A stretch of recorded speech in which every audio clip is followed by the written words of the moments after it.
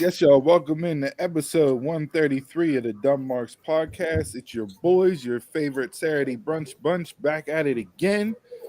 Gentlemen, how are we today? How we living? How we feeling? Feeling good today. Feeling good. Feeling good, feeling great. But before we hopped on this morning, I talked about buying some new coffee to try out at the house. Made a cup this morning, took a couple sips. I may have to leave the show for an extended period of time here at some point. Hopefully, I can battle through it. But the BGs are real right now. They are rumbling and tumbling, stumbling, bumbling, as John Madden used to say. But yeah, if you have to drop out, just remember, take out the AirPods. Yeah, I know. One and done fail. I know. So welcome to Draft Week. NFL Draft, WWE Draft. As you can see, Donald did not get drafted to this episode. So he may have to go in the supplemental Monday's roster group. Yeah. He's on Monday night's Raw eligibility to be drafted. We got the 3 top picks here today. I'm sure he'll hear that comment and have something smart to say.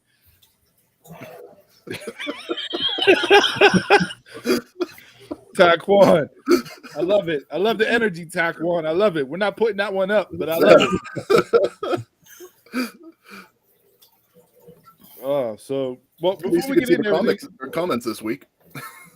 Yeah, was your week good? Everybody good? Weather was a little crappy the past couple of days here. With some rain and that, but I didn't have much going on this week. It was business as usual per se. A lot of wrestling to watch.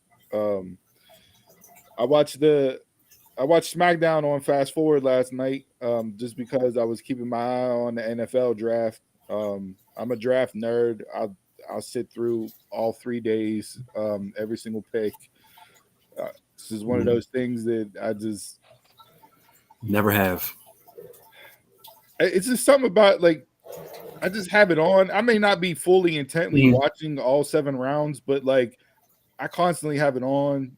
I'll check in from time to time, sit down for 5-10 minutes in between doing something and get caught up on the picks. Love what the Steelers did, but that's a different show for a different day, so we won't deep dive into that.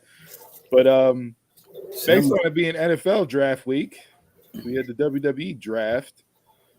So before we get into Mount Rushmore's, jabronis, and all that, just run through the list of draftees from last night and get your overall opinion on the draft as a whole and what was done presentation-wise.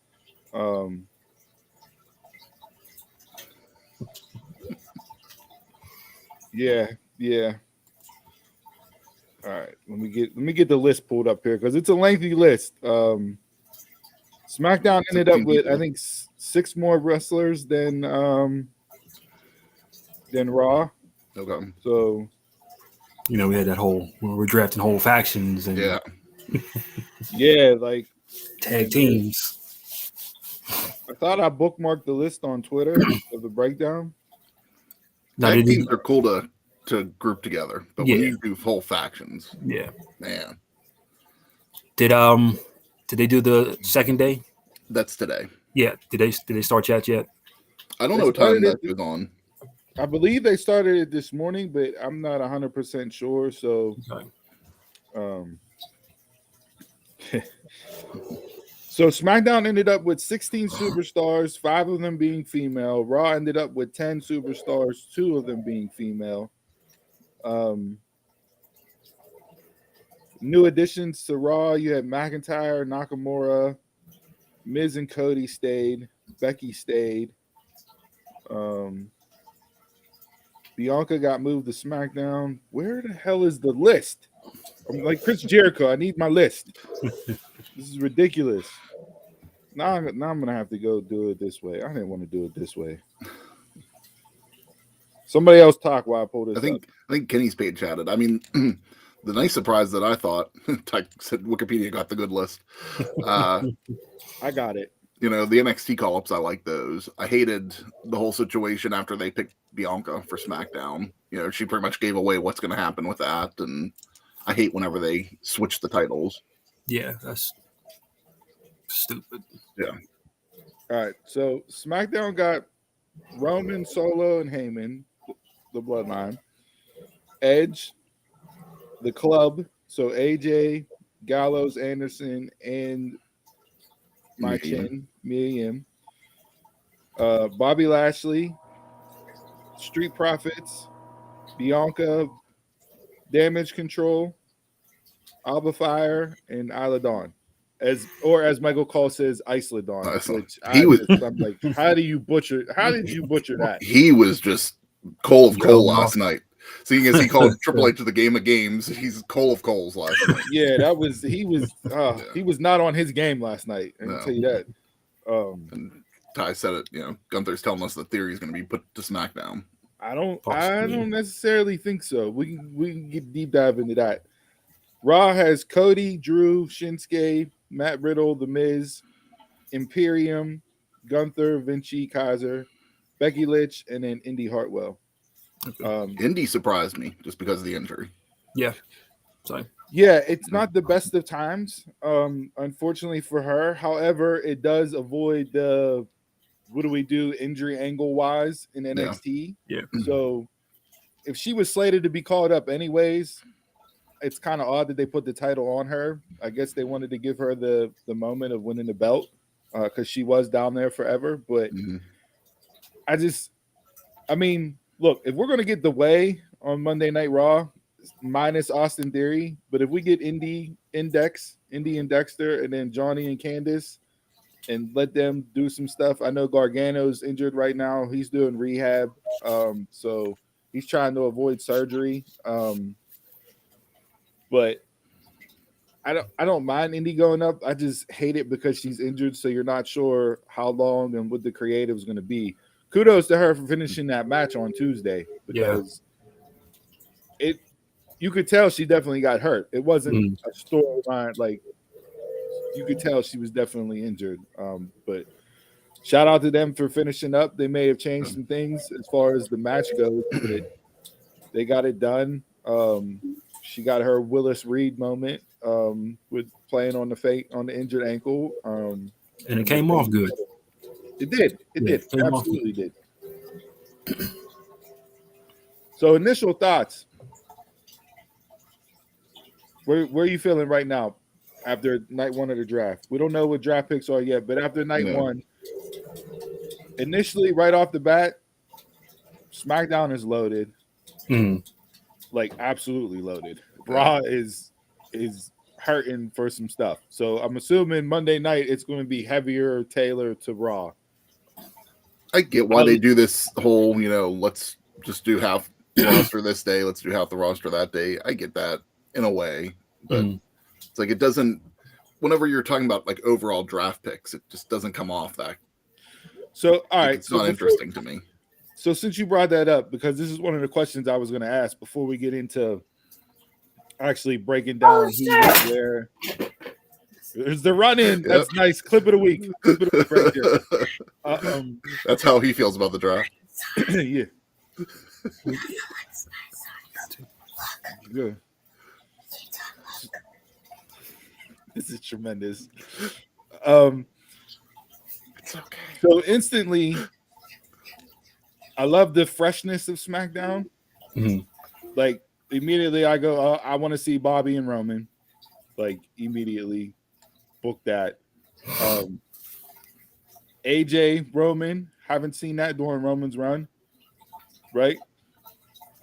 This run, you're set up for two new title contenders for Roman right off the bat. Gunther going to Raw. I think I want to see Gunther win the new World Heavyweight title, even though he's Intercontinental champ. But I feel like if you got Cody there, they drafted Becky, so that means Seth is going to stay on Raw because they don't split up couples and they're married. So I think if you have Gunther as your heel champ with Imperium, you got Cody there, you got Seth there. However else the draft, you got McIntyre. So you got 3 baby faces for 1 heel champ. Like I think you're setting yourself up nice Yeah. And even Riddle to a degree, if you want to throw somebody in there just for the shits and giggles of it. So I think Raw is setting itself up nice for that World Heavyweight title if they decide to go that way. I don't want to see Cody win the World Heavyweight title. No. And I saw that was the big debate last night. Yeah. So Cody's not going to finish his story. He's not going to beat Roman. They're on separate brands. What does this mean? Like, he starts a new story. He's the first champion of something else. I feel like anybody. I don't like the story, but it feels like a participation trophy if they go that route. If anybody who lost to Roman, to me, feels like a secondary title. And we'll get into storyline and Roman later because I got a feeling one of us will have a certain storyline angle as their Mount Rushmore, just given how this show is and what's going on. But Cody can't win that title. No, not. Early betting odds would say Seth Rollins is favored from the rumor and innuendo that I saw. Yeah, that's what I've been seeing too. And a lot of people say they want Finn and Seth back to run it back. And then the other rumor is that Cody and Roman's on the table for WrestleMania 40, the main event. So either then Cody wins Money in the Bank like Ty's saying there, or does Cody win the Royal Rumble 2 years in a row? I don't like baby faces winning Money in the Bank. Especially not somebody that's Cody. To me, Cody's above a briefcase. Yeah. Because he's not going to tease it. You know, he'll probably come out the night after Money in the Bank and be like, I'm cashing in at WrestleMania. Then there you go. You know, he's not gonna give you that heel like Austin Theory where he shows up on NXT. Am I gonna cash it in here or am I gonna do this? You know, he's just gonna be straight, flat out, and just tell you when he's gonna do it.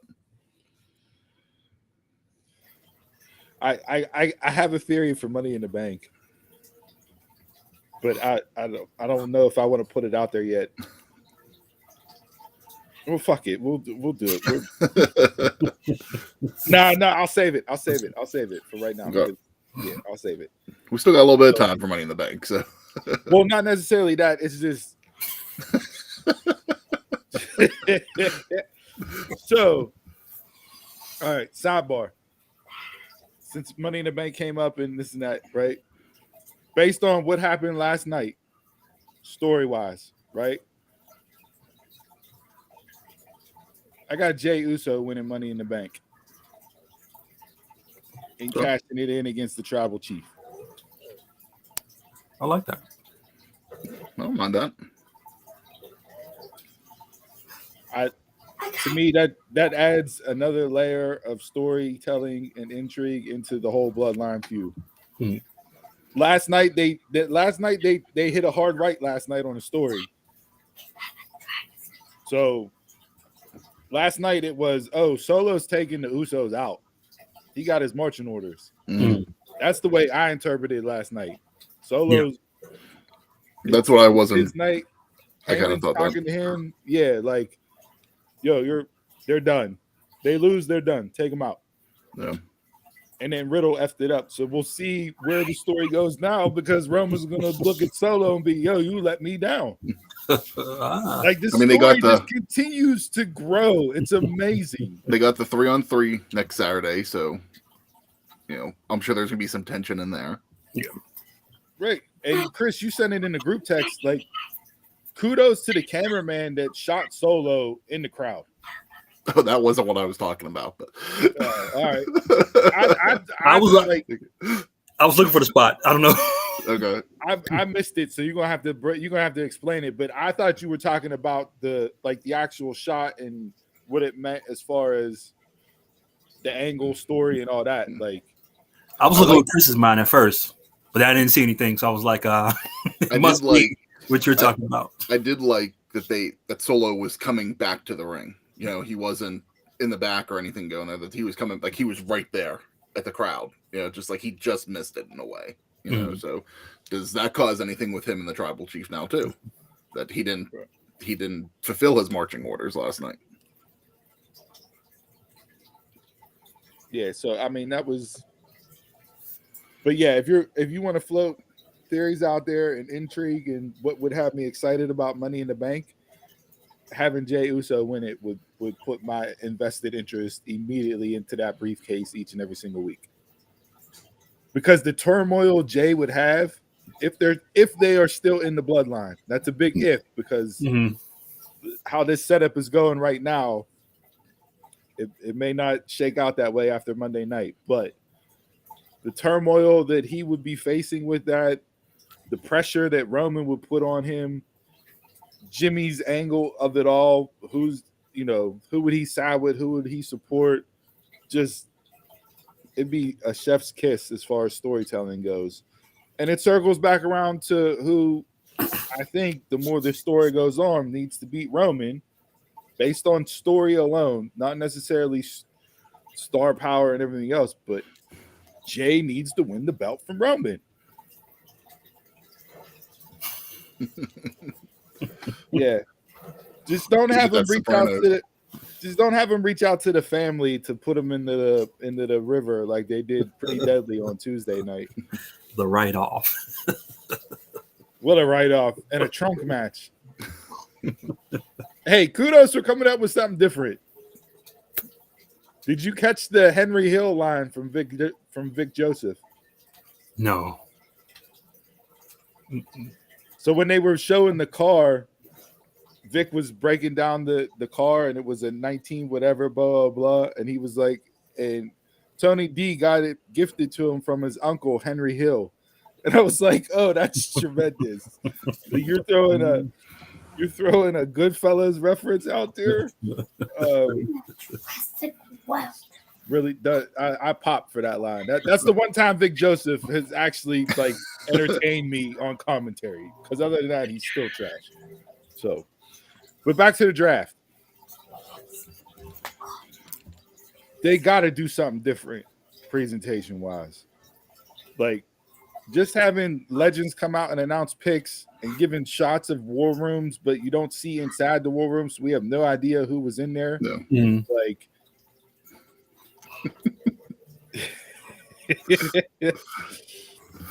yeah, I didn't mind. I thought Triple H was gonna make all the picks, and I was cool with that.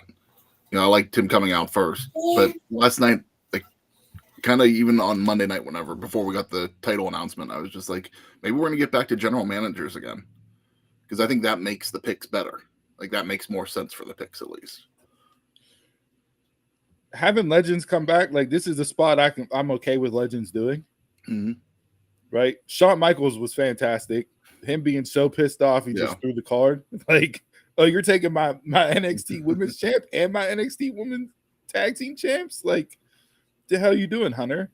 Road Dogg with a great, I don't know if you can lose your smile twice, but, and he said that line he said Michael P.S. Hayes gave him that line. I know most people can have Road Dogg not be on television, but I thought the line was great there. So, to me, I don't like the grouping. Like you do like 4 and 4 and 4.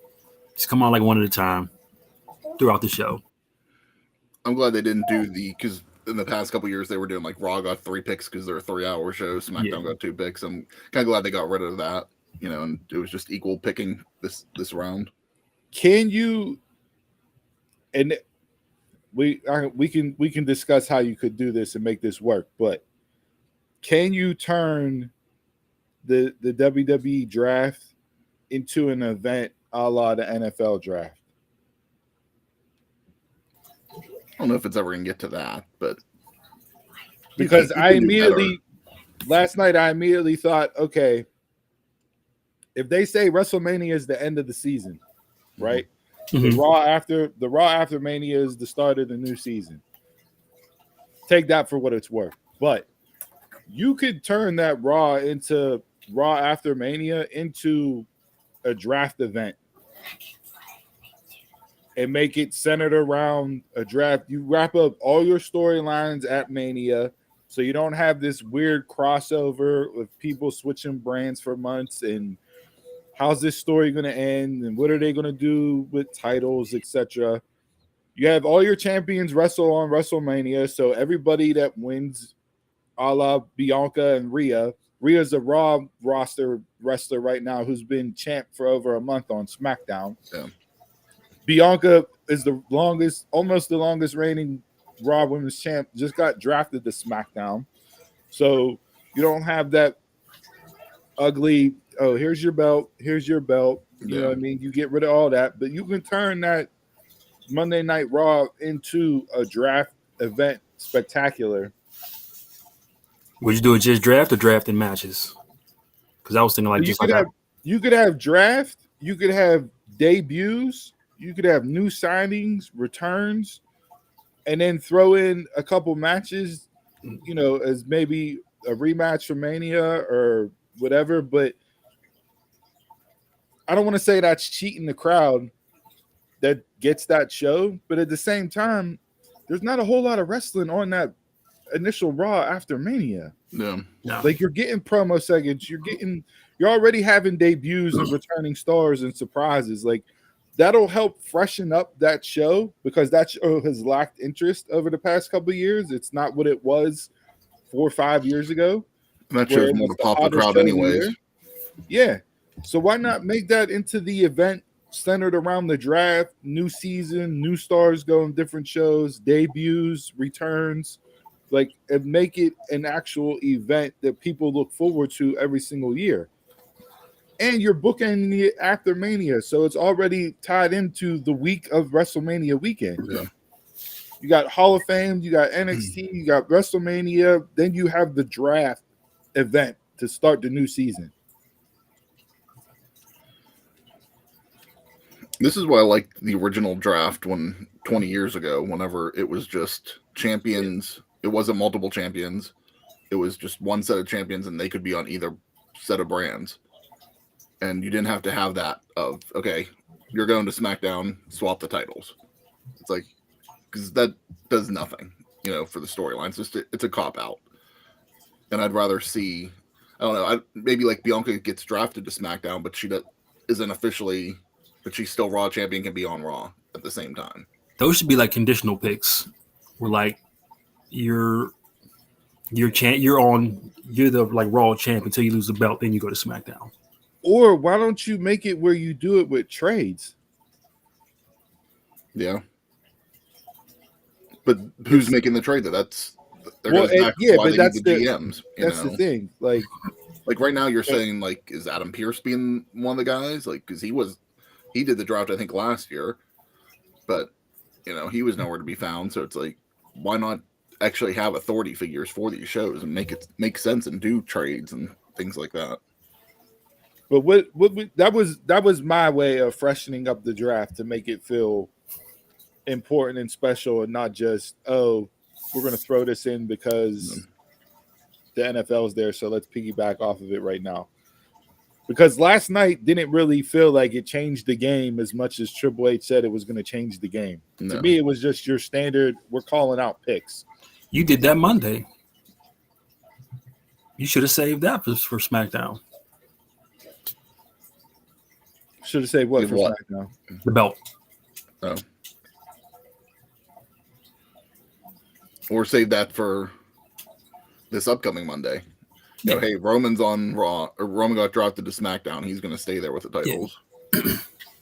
I mean, it would, and that's a whole if they would have did it too. But if they would have did it that way, you could run through the draft all night, and then you go to your last commercial break. You come back, all the new Raw male superstars are in the ring, and then you have Hunter out at the top of the stage doing his speech, and then lifting the cover off the title, and that's how they end the show. No. They show the title, and then they show everybody in the ring looking at each other, and it goes off, and that'd have been perfect. Yeah.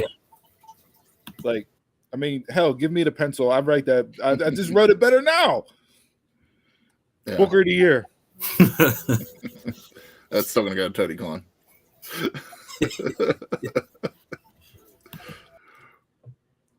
But yeah, I mean I think it was a week early. Why not do that to add the spice? You make the announcement feel even more special than just randomly having an announcement. He can still go out there and say everything he said, and he threw some jabs at Roman, boy. I don't know. We're not getting Roman versus Triple H, but at the same time, he definitely threw some jabs and hooks at Roman. I was expecting a storyline to come from that. Yeah. Maybe. And I was expecting to hear Roman on Friday giving a little retort, but we didn't hear none of that. So, but yeah, I think that would have helped elevate the importance of a new title coming into the picture, because now you have every single new male Raw superstar who, when they got drafted, go, okay, I'm on Raw. How am I going to get a title shot? Roman's on SmackDown. Like, how do I get a title shot? And then you debut it that way, and I feel like that would have been 1,000 times better than what they did this past Monday. Yeah.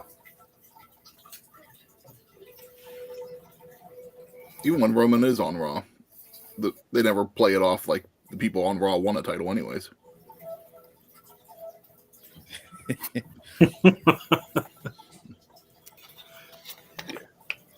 So, but yeah, I mean, we'll see what happens today with picks. Everybody that was in the pool last night is going to be drafted this morning at some point in time, whenever they do that.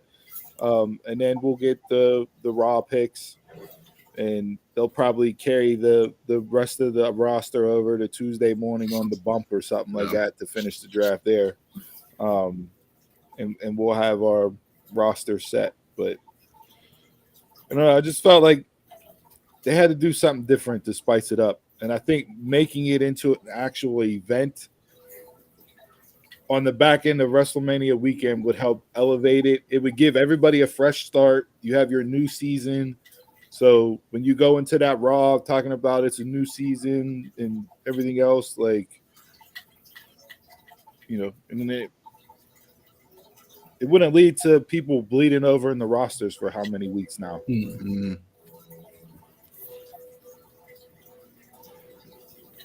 Any other draft thought? Additions, subtractions, anything? Something to go along with the draft that I'm hoping they don't do, but I saw a lot of rumors this week that they're going to go back to Raw and SmackDown PLEs, and I don't want to see that again. Pay-per-views. We don't say premium live events on this show. It's pay-per-views. It'll always be a pay-per-view. They don't go that route. Yeah. They've done that a few times now, and they've always routed back because it doesn't work, and I don't want to see them go back to this route again. So they have what, like 13 pay-per-views per year now? 14? Like it's not the 25 that they had before. When it was Raw and SmackDown, yeah, it was that many.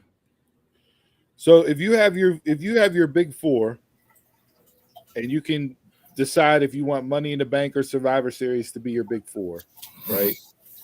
So let's just say big five. You have your big five; those are cross-branded pay-per-views with both rosters on them for obvious reasons, right? So that leaves you 7 months.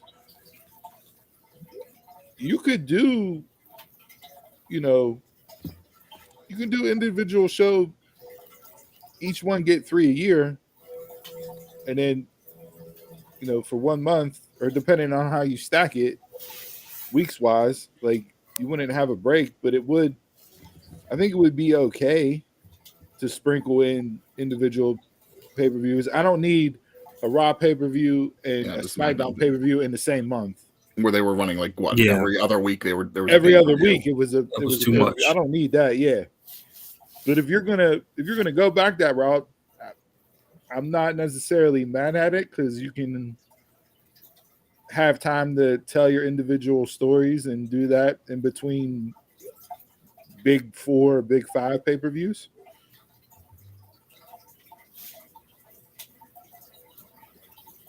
Yeah, Taekwon got 4 crossovers with 3 to 4 solos. I mean, you talking 7 to 8 pay-per-views or premium live events over 12 months. You can always do Night of Champions as a combined. So that way they each get the same amount. So yeah, that's an interesting one. Then do you factor in the Saudi Arabia events and stuff like that as a pay-per-view? Or do you or is that a special event where it's a crossover? Those would have to be special event crossovers, and they do what they do 2 a year now. Yeah, and then they usually throw in an extra one somewhere else. They've been doing that the past couple of years. Like last year was Clash of the Castle. Yeah. Okay. So it's Night of Champions. Is that an official, or is that just a special? No, that's it's a Saudi Arabia show, so that would, I guess, be a special. Because remember they did what did they do? Hell in this? No, Elimination Chamber. Did they do something over there? They did Elimination Chamber, yeah. Yeah, but that's like a steadfast, pay-per-view. Yeah. Yeah, I think they did Elimination Chamber there just because it worked out timing-wise. Because they were set to go back there anyways in November, so they just ran it, or whenever they had February. it. Yeah. February. So yeah, it worked. I mean, I actually like that they made it a normal pay-per-view instead of being, a special. Yeah, I don't know. You're gonna have people gripe and moan no matter what they decide to do with it, but there's ways that it can work and not be, wrestling overload, for lack of a better term, where you're having pay-per-views every 2 weeks and stories aren't being told and everything else because you're just going from one special event to the next, which they got into that rut whenever they had the dual branded pay-per-views and they were running 26 pay-per-views a year. Yeah, it's too much. They were running bi-weeklies like most people get paid. It was ridiculous. All right. No other thoughts? Night Draft 1? You good? All right. Mount Rushmore. Night 2. Mount Rushmore. Let's go. Mount Rushmore, Jabroni of the Week. You know what we do. Rank everybody across the board in all of pro wrestling on who we felt stood out the best and put them up there on the Dumb Marks podcast, Mount Rushmore of the Week for that week in pro wrestling. So, with that being said, who is on your Mount Rushmore this week? Does anybody have the bloodline at all? Nope. I knew somebody was going to bring it up. That's what I said earlier. So, go ahead. You can I got to put him on there because I was watching Raw with the little guy last week, and it was a women's fight, and he was like, I don't like this. Oh, they're fighting. I don't want to watch this. We just watched SmackDown like right before the show because I had to finish it, and Sami Zayn's his best friend now. I don't know what it was. It got him hooked. He was like, ooh, ah. Anytime the Usos did something, he was booing. They wasn't booing, but he was like, why are they doing that to my best friend? I'm like, God. There you go. Not a Sami Zayn fan. Yep. You got to get him an honorary Uso shirt. You got to run down the merch now. And then you can turn on him like Kevin Owens did and powerbomb him off his top bump. Because he sat back one time, and after Sammy did the pin, and I seen he put up his hand, and I was looking over. I was like, he better not be holding the one up. He was holding up a 2 because I guess the crowd was holding up 2 for the count when he kicked out.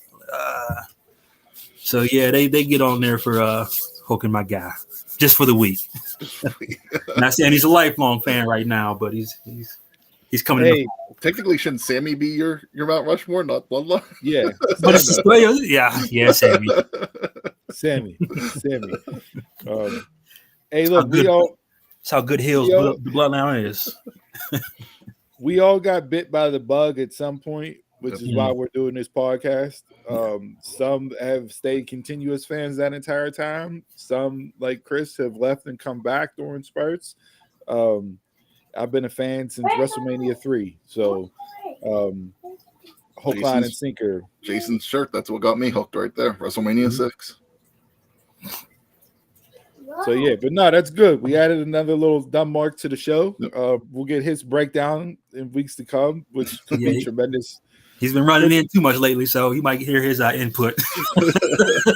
Yeah, that might be the new TikTok route where we got a dumb marks special report, and it's just him giving his breakdown. That'd be tremendous. He can be the next wrestling club. No, he already got his title belts upstairs. I don't think you know what they're for, but he already got some. Right. You just need to film him running around talking smack to his mom, and that would be tremendous. All right, so Sammy bringing in new fans. Yep. A new generation of fans. Chris, what you got? I'll do mine. I also have Donald's for whenever we want to talk about his. Mine this week is going to come from AEW, and I didn't think it was a strong week in wrestling overall, but I got to give it to Roderick Strong, his debut on Wednesday night. I was actually pretty excited to see him come in. Looking forward to seeing where this goes with him.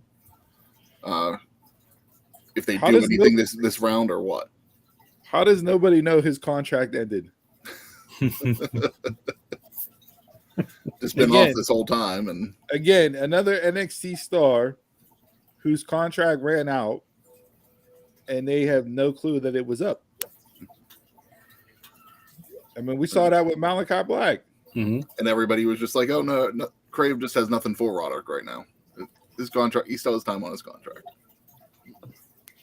So yeah, I mean, he's off nursing injuries, getting healthy, rehabbing, down in Florida, doing his thing, playing daddy while his wife's on AEW, getting her reps in,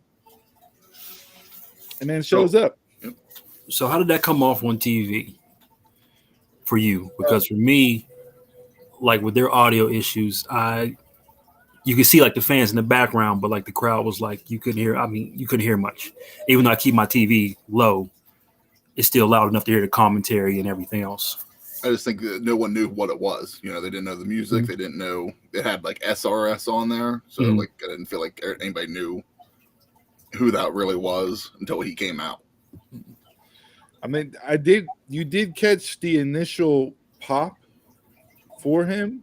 And then, like I said, like you said, Jay, I thought the audio just immediately dropped out. Yeah. I'm like, are they even excited right now? Like, you could tell from the reactions on the TV that people were invested, but you can't hear it from the. You can't hear from the. I was not expecting him to do the run-in for the save. I thought we would have got Keith Lee's music based on what they sprinkled in with Cole and Lee to get to the Jericho and Cole stuff. But I mean, Roddy coming out was a very pleasant surprise on my end. I enjoyed it. I'm the huge Roderick Strong guy.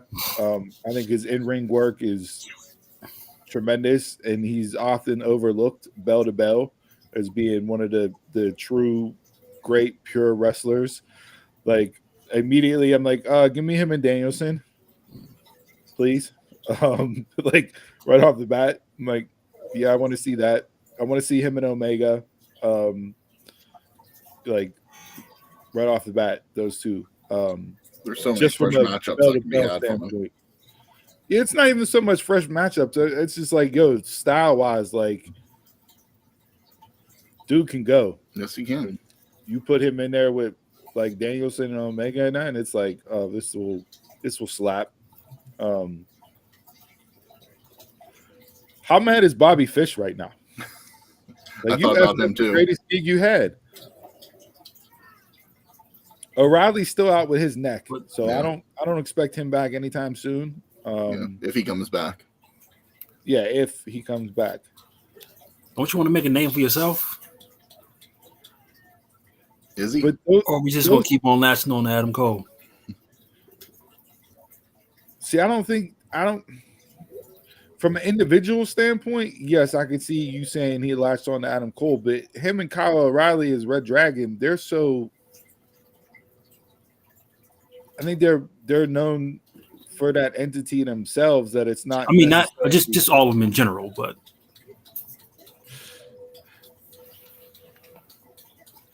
I think it's one of those things of you have that magic with that group and they're friends, so they want to work together. And I don't know if it's necessary that they want to just latch on, but just in this business, I think you just want to be part with your friends and do that stuff. What is that real? I don't want to put something out there that's not real. But it was, I thought he put that real, because Bobby Fish was just pissed about it, but I don't know. We'll see. I can explain himself on that one. Yeah. No, okay.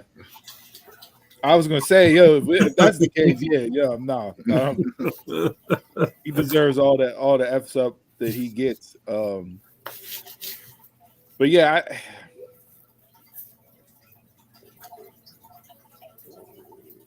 Roderick is your. I mean, all four of them were so synonymous with Ring of Honor, and Cole outgrew that through his run in WWE to where he elevated up. I think O'Reilly was on that trajectory as well, but then he got hurt. So, like, don't really know where he fits in at on, like, the sliding scale of notoriety, like, where you would put him. But, look, you got Dynamite, you got Rampage, you got the new Collision show, plus Ring of Honor. So, you need people in spots. He's all elite, but and this week it rumored that Dark Elevation was canceled. So, well, you got to get rid of something. Yeah, and also Tony Khan, there was something posted that he's looking to put a second in command as far as creative goes, to write shows and stories and TV. However you divide up the labor, but yeah, I mean, he can't function. Honestly, there should be at least 3. Mm-hmm. You know, I could see if you have Dynamite and Rampage be the same head of creative, you know, depend on how you want to treat that. If you want to make that its own show or the same show, but it should at least be Dynamite, Rampage, Ring of Honor, and then the new show. Yeah, and I would, as much as people hate on Jeff Jarrett, but he could easily do it. Yeah. Now he's their live events, guy, and he's the one that's getting them into all these markets and doing the live house shows now and everything else. So I don't think they would shift him off of that, but he could be like an agent role. They have the brain, they have the minds there.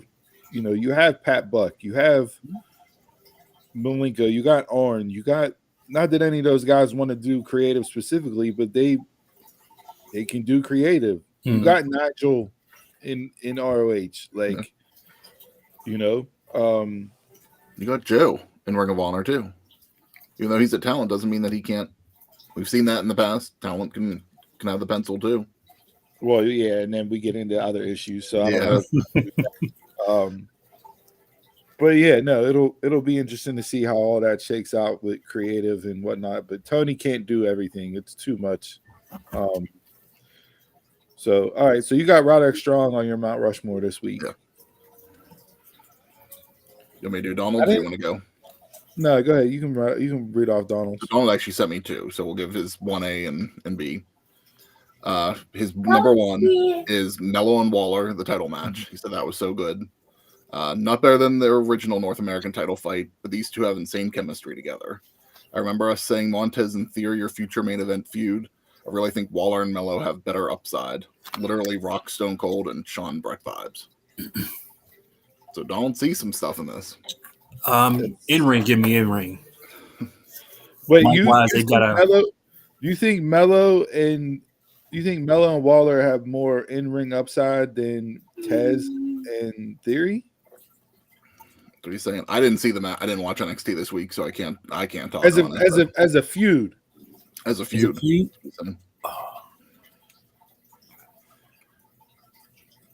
I might give them the edge.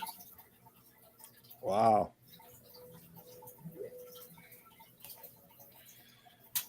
I don't know.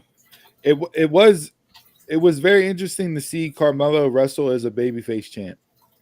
Mm-hmm. But you got to change up your whole style, right? Like, he still had the mellow sauce, but he fought from underneath as a champ. Waller worked over the knee, he sold it. He did everything that you had to do as a babyface champ to make me believe that you were in peril and you may lose your title. Mm-hmm. So kudos to him for first time out. I did catch that at the end of that. Champ. Was Waller legit injured, or was that just play for TV? I think that was play for TV to set up the Braun run-in. Okay. Because they showed Waller last night standing up, giving Indy a hug when she got drafted. Mm-hmm. So And I haven't heard anything else about it, like him actually getting an injury during the match itself. So, but I could be wrong. I might have missed something. Yeah, I didn't Another hear reason to run it back. Yeah.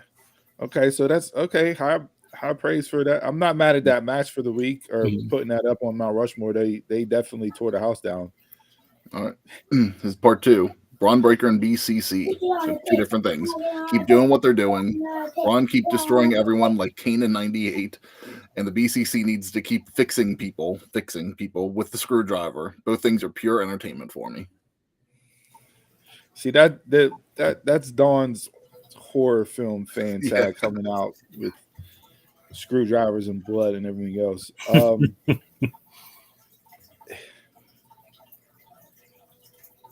Braun's, I didn't mind Braun stuff, but I can see how it's going to get old. Dawn's been loving it the past 3 weeks, right? That's what. Yeah. How long it's been going?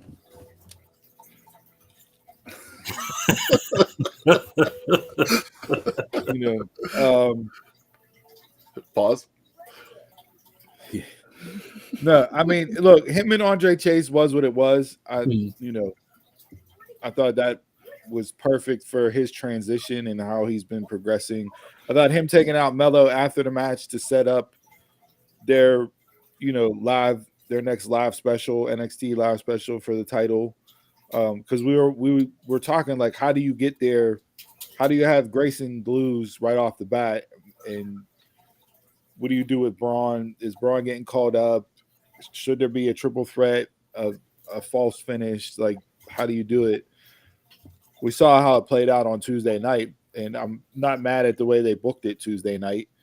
I thought all 3 stood out in their respective roles for what they had to do. So mission accomplished there. That's really high praise. The BCC stuff, man, I don't know. Like I've said it since we first started talking about it. To me, all it is they're doing this to build the blood and guts. Like, it's not something that will continue on afterwards. I just see it being built to that, and that's it. I'm just not hooked by the story. It's Moxley, so I check out. And then I think in 2 weeks they announced last night that it's going to be Mox and Omega in a steel cage match on Dynamite. Yeah, so on May 10th. But they showed Kenny cutting the promo after. Well, I don't know if they showed it. I saw the clip on the internet, but Kenny cutting the promo, I guess after Dynamite ended, calling out Moxley and setting that whole thing up. So if they don't release that as like a digital exclusive that WWE does, you have no idea, and it just looks like a random cage match announced. But it was set up based off of what Kenny said after they were tending to Takeshita. Yes, thank you. Tongue-tied. In the ring being all bloody after the show. So, but like a cage match is supposed to be the blow off, right? Not. And to me, it's just going to be a match to set up a bigger cage match. Yeah. Well, I mean, do you like D's or double D's? One sets up the other. It just depends. And that's why you can have fun with both on SmackDown. You can have fun with both, but sometimes you go from one to the other. So, but yeah, no, I'm just not into this story with them. Those 4, like, or those 8, I guess. I don't know. Like, how does Hangman play into it? Like, because he was the first one. Yeah. Don't know. Not really. I didn't really like Dynamite this week. I thought it was. I didn't think it was put together well, start to finish. So, like, I enjoyed some of the matches, but like the whole 4-pillar stuff, we saw that coming a mile away. Now they have the tag match, so Darby and Jungle Boy are going to win, or something's going to happen. I did enjoy Tony Schiavone calling MJF a prick. That was pretty good. But yeah, that I thought the finish to Jade and Taya was a complete letdown. Yeah. We'll cover that. I get the spot where Taya goes for Road to Valhalla and then she realizes that she can't use it or she'll get disqualified. But after that, it was too long of a transition and it made Taya look stupid. Like Jade stood there, then Jade dropped down to the mat, they threw on her back, then put her arms up, and then Taya rolled into her and she counted to 3. It's like, come on. You got to do that spot better if you're going to make me, And why is Jade winning with a roll up? Honestly, at 9:30, whenever 56-0, why are you winning with a roll up? when 9:30 hit and they started coming out, I was like, they're really gonna give this match a half hour. Like I completely forgot that there was a match after. I thought this was the main event. And I was like, wow, I was like, they're really gonna give it to Taya here and give her the nice crowd reaction. And look, if this sets up them running it back at Double or Nothing and Taya wins at the pay-per-view, then okay, I'm fine. But the Jade undefeated streak got to end. Yeah. It's stale. It has no momentum. It doesn't mean anything. The aura around it is gone. Like, it's just, okay, I need her to move on to something else. Or change it up somehow. I don't know. But what they're doing, it's gotten very stale. Since I really feel like since the 50 match happened, I couldn't care anywhere since. Taya picked it back up for me a little bit, but I think they can do better.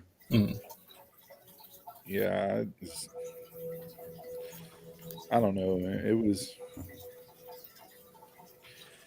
I didn't enjoy that.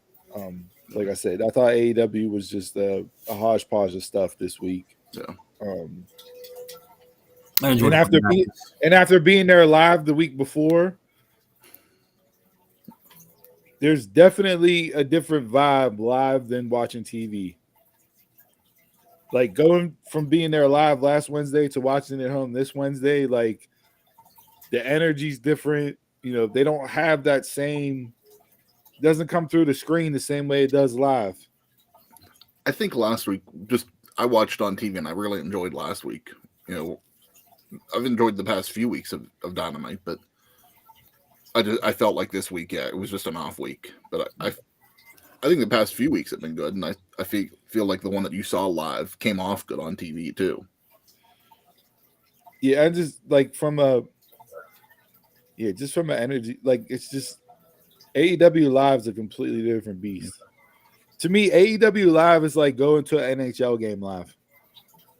Going to a hockey game live is completely different than watching it on TV. Yeah. Even if you're not a fan of hockey, you don't watch hockey. But if you go to a hockey game live, the experience is way different. The energy's different. You have an appreciation for what these guys do on the ice, how big they are, how fast they can actually skate and be out there with blades and sticks and not kill each other. Literally, like it's just a whole different energy and vibe to being in an arena live watching a hockey game than watching it on TV. And right now, I think that's where I'm at with AEW. Like, I know if you're there in the crowd, you're going to enjoy it way more than say you may on TV. Even though the show may be a good TV show to watch for those 2 hours, but you get that extra level of something, and I don't even know the right adjective to describe it, but there's something added on being there live. So you're going to start being like Brock Lesnar guy and just starting to travel with AEW each week? Just going to see you in the front row each week on Dynamite?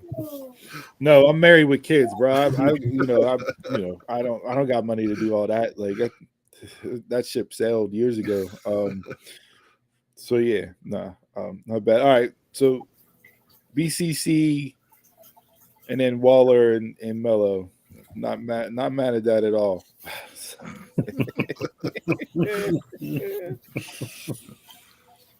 I don't need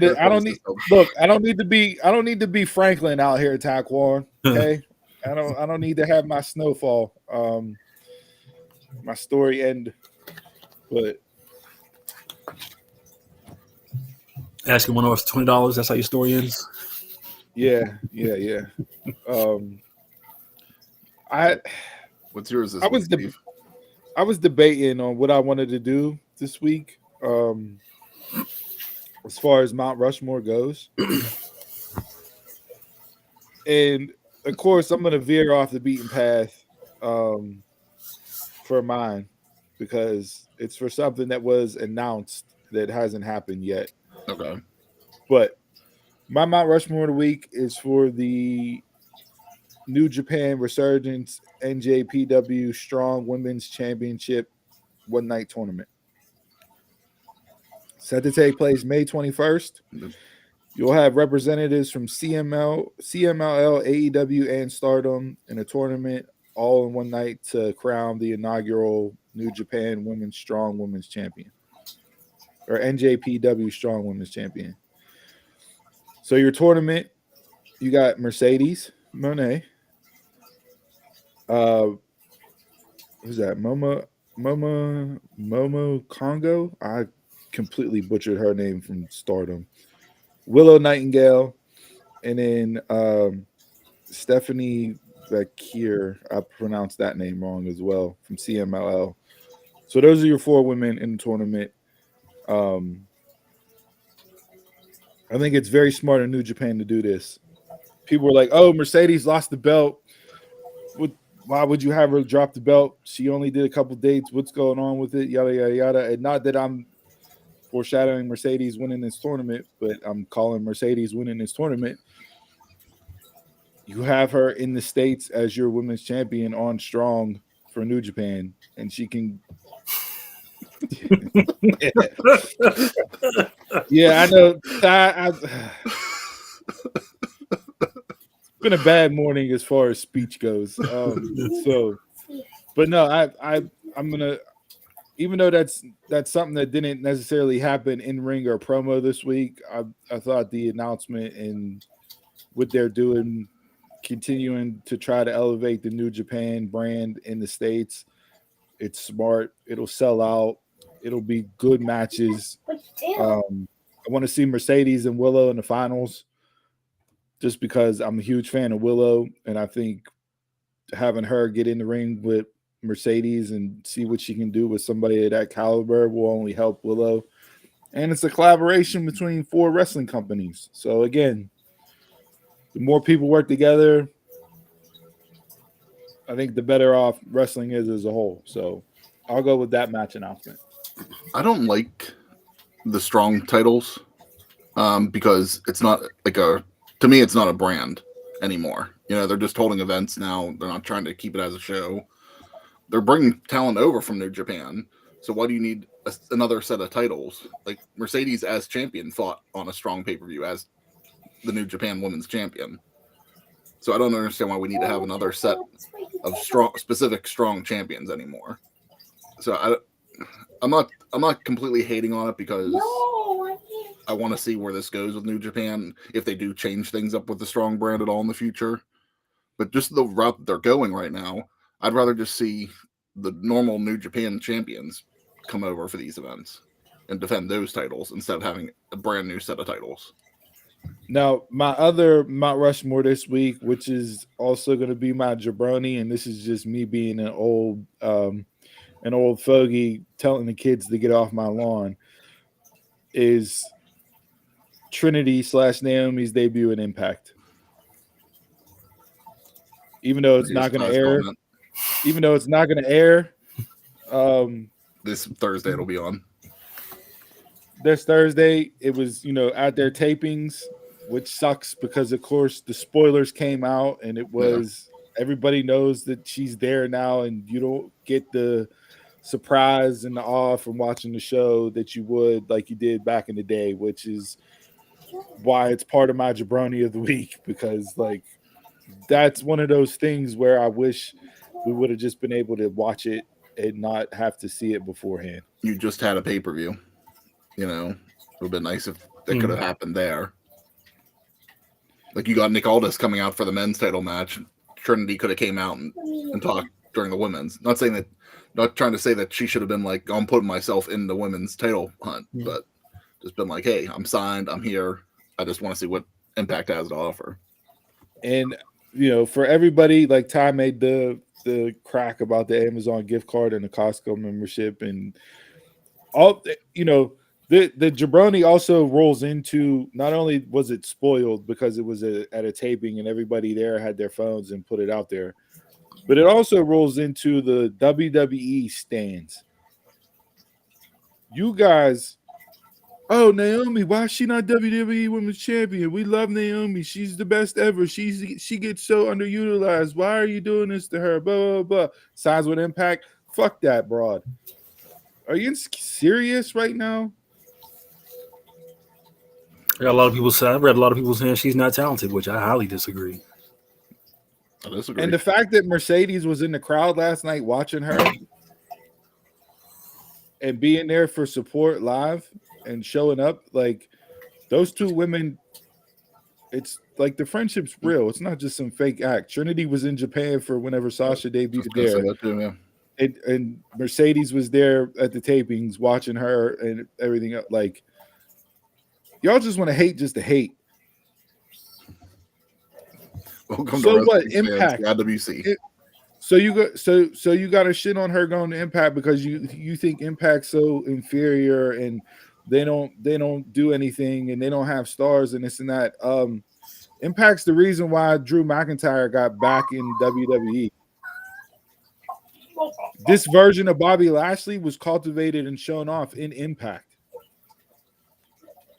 LA Knight, who's getting over as a huge star in WWE, was made from Impact.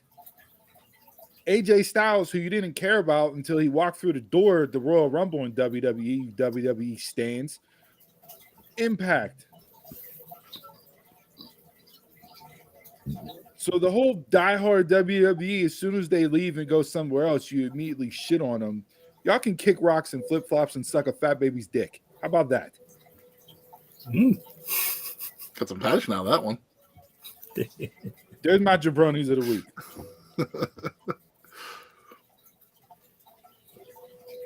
Mine's That's just all I goes. gotta say about it. Because I'll get hot. I'm already starting to go to soapbox. I don't want to keep going. I can see that blood pressure is rising. Yeah, no, I'm going to end the dismount. But yeah, no, that's it.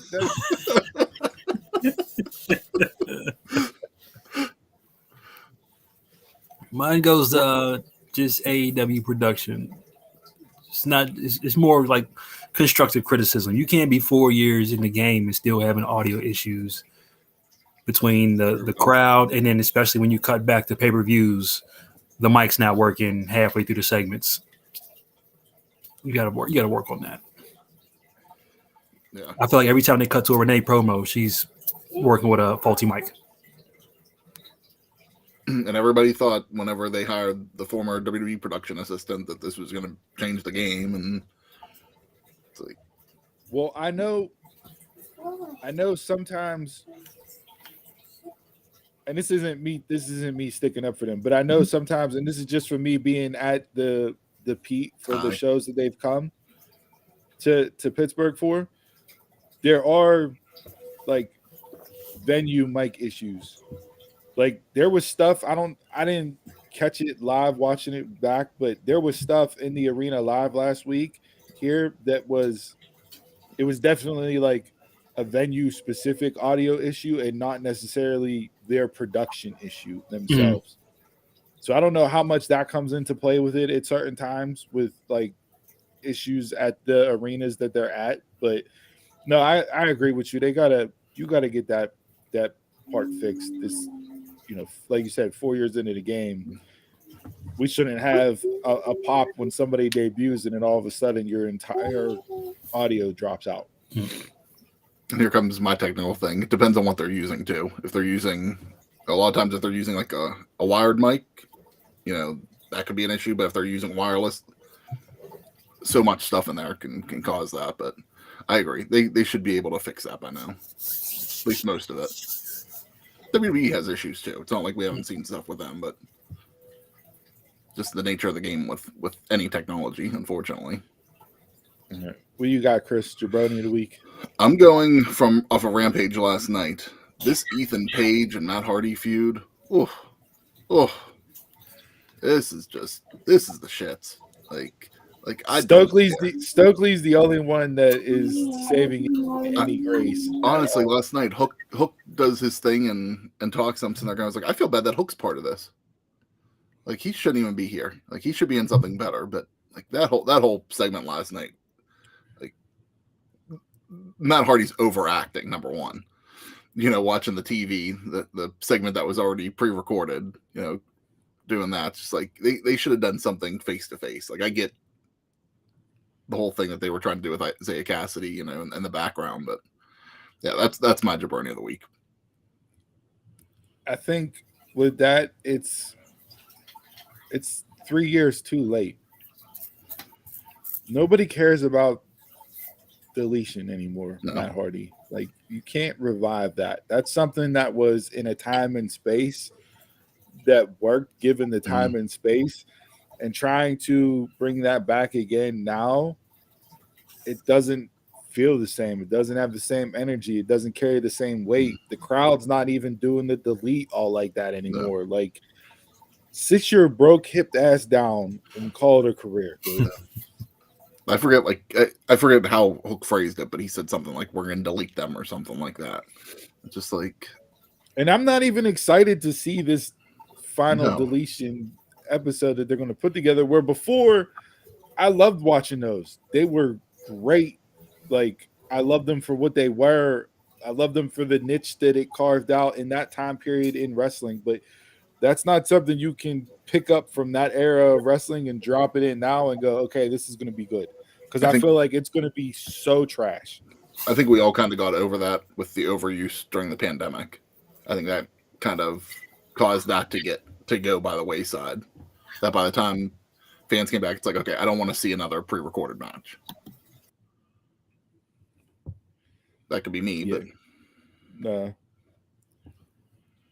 To me, it's just, it's them remaking,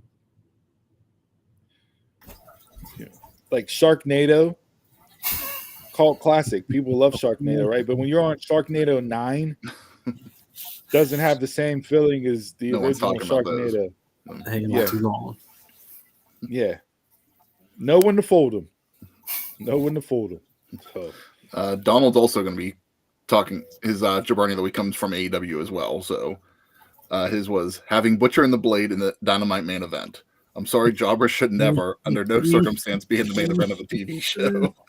I don't give a damn if it's only for Kenny and Takeshita to connect as allies and to progress the storyline with the BCC. And this is the company that touts out rating numbers for everything in the show. And you have straight up bums in your main event. Nah, no pass here. Like I said earlier, I completely forgot that was even going to be the main, like a match on the show. Like whenever the TBS championship came out, I was like, oh, here we go, main event time. Look, the ending angle is why they put it in the main event, but it wasn't. You could have done that at the crossover 8 to 9 o'clock hour and still gotten the same effect out of it. Exactly. Like I agree. I'm not going to bury Butcher and Blade because of that, because I do like those guys. But yeah, when's the last time they were on Dynamite in a meaningful role? Yeah. So yeah, I agree with that, with his point there. So, all right, so that's it. Mount Rushmore and Jabroni of the week. Hit us up on social media. Let us know who you got for your Mount Rushmore of the week in pro wrestling, as well as your Jabroni of the week. And with that being said, what do we have teed up for a game this week? Okay. So since we debuted, done stuffing a Debbie cake in your mouth again. He's been snacking the whole show.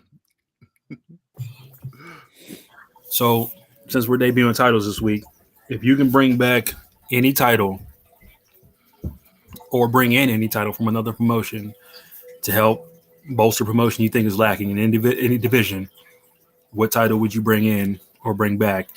And the only catch is you have to lose a title. So I'm bringing in a belt and I'm replacing a belt. Yeah. Okay. So it could be like 4 divisions. So like if you want like the X division, or if you want women's tag somewhere, but you'd have to lose a title. You want me to read off Dawn's? Yeah, let's see what he said first. Okay. He writes, all titles are basically the same, but the TNA Impact's X Division Championship is the only one I know that has the option C factor. So I'll take that title and put it in the mid-late 90s WCW. Could you imagine the cruiserweights with that title choosing option C and finally getting their due at the WWC Championship at the time? Bischoff wouldn't let them win, but it would be different. I would trade in. Hogan has creative control. He's not letting Rey Mysterio cash in option C. He said I would trade in the cruiserweight and U.S. titles for that X Division title in that scenario. I like that one. Mm-hmm. Me, I would, whatever it is, we're losing the U.S. title from WWE, and I'd bring in the TBS title. Like Jade's TBS title? Yeah. Just for its for like the women. Yeah, for its level. You know what? No. So, well, wait, hold on, pause. Because Booker T brought this up this week on his podcast that he feels that there should be a mid-card title for the women. There should. They have the tag titles, which don't mean jack. Yeah. And then you have the women's championship, and that's it. So he feels the women should have a mid-card title in there. So if you're going to do that, at least you're piggybacking off what he said, and you're slotting it into a spot where there's not a title there to help bolster a division. I think that's the tag titles. Let me flip. Yeah, take out the tag titles and put in that. I'll put in the TBS title there.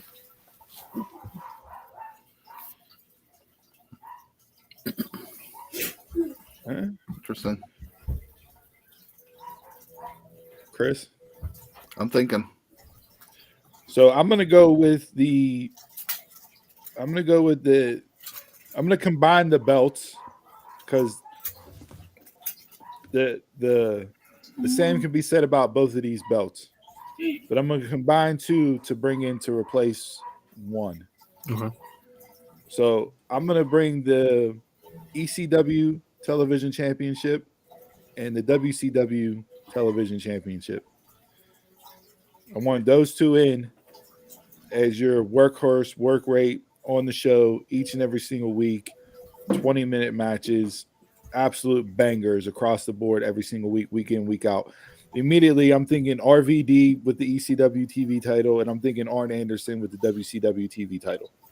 Like those two right there, and what they did with those belts, elevated those belts on the card where they were just as important, or they were more over than the World Heavyweight title at times, based on what those two guys did with those belts. Mm-hmm.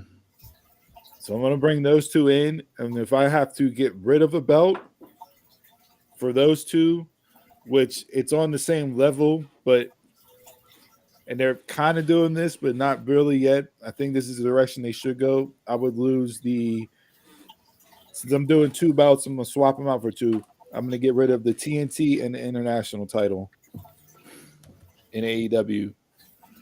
So I'm bringing in the television championship, replacing those two belts, and we're off and running with work rate, workhorse, bangers each and every single week for 20-minute time limits and go from there.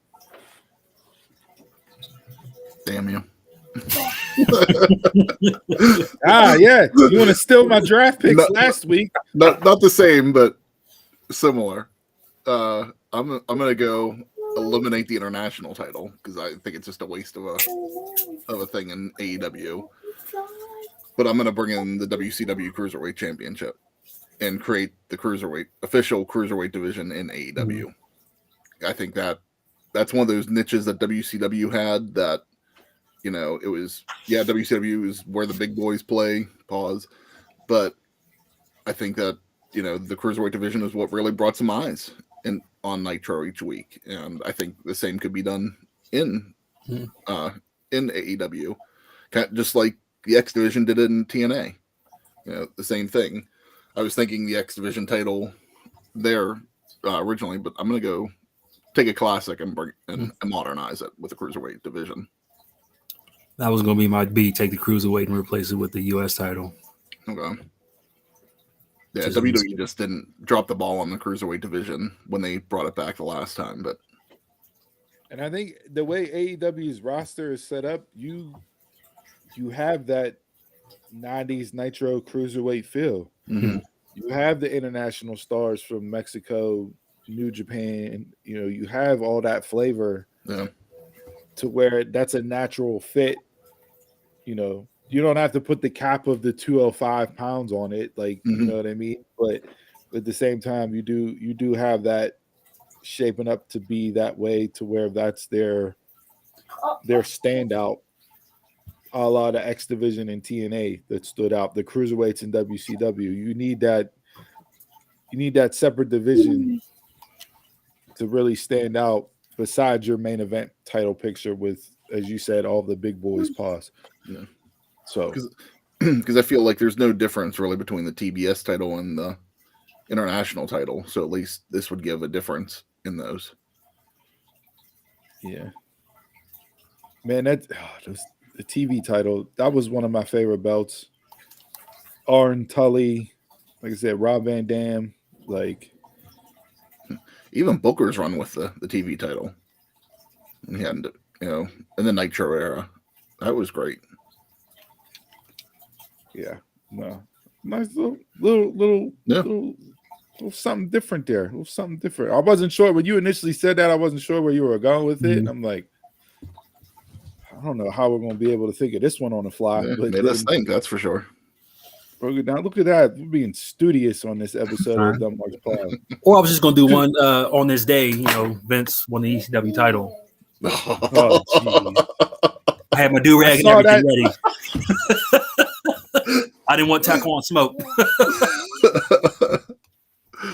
Yeah, I saw Chris. You tweeted out something to somebody about the worst booking decisions in pro wrestling history, and you ran down your list. We could maybe save that for another game episode, but yeah, it'll be interesting to see how that plays out, because I do like some of your responses, and it got me thinking, okay, what's the worst booked angle in pro wrestling? Book that. Yeah. Book that. Book it. Like the Book It Club. Those kids will never know the joy of getting a personal pan pizza from Pizza Hut after reading 10 books in a month. Guess who never got the pizza? So you're saying you don't read, huh? There's a thing. I saw a thing of the Pizza Hut app that they're still doing booking. It's like, it's not the same. This is not the same. Well, you don't read, and apparently I can't speak this morning. So if I have to go back, I might have to do some Rosetta Stone or something. I don't know what I'm going to have to do between this week's show and next week's show. But man, it was all off today, boy. I don't know what happened. Steve, you made it through. I did. All right. Let's run this episode a little longer. Anything else before we? I'm good. You can send it home.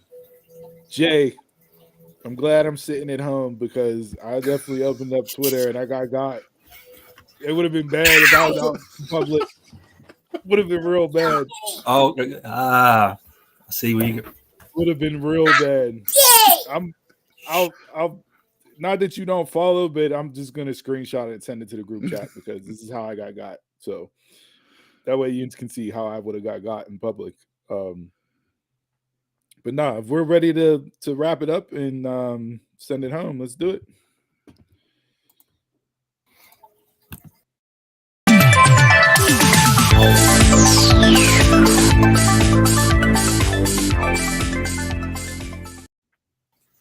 All right, guys. Thanks for tuning in to episode 133. Whoa. Pause. What are we doing? You got rid of the. We didn't have it last week either. Voiceover. What are we doing? Didn't have it last week either. See how much you pay attention on the show? No, I caught it last week, but I thought you were being a jagoff last week and doing it out of spite. But now I just feel like you're lessening the production value, because you're not sticking to your guns and going with that fake Hollywood voiceover actress doing our sign off. I've never even heard of her before. She's not even on IMDb. I don't even know what credits she has. Follow us at Dumb Marks Pod on all our social media. Sent the fuck home. Talking about interrupting you at times, and you fucking interrupt me. Email the show at dumbmarkspod@gmail.com. Head on See, over to he wants to talk. This is the whole point. He wants to do the talking. .com/dumbmarkspod. Pick up a shirt. We'll read it live on air. There, now I'm piggybacking. My back hurts. I'm carrying you for the end of the show. Anything else? Final thoughts wise? No. I'm sure there's something that I forgot, but I don't remember. We'll worry about it next time. Let's see. Quote of the week this week. Be so rooted in your being that nobody's absence or presence can disturb your inner peace. Be so rooted in your being that nobody's absence or presence can disturb you in your inner peace. And with that being said, I'm a Mark, you're a Mark, tell a Mark. Until next time, y'all can catch us around the way.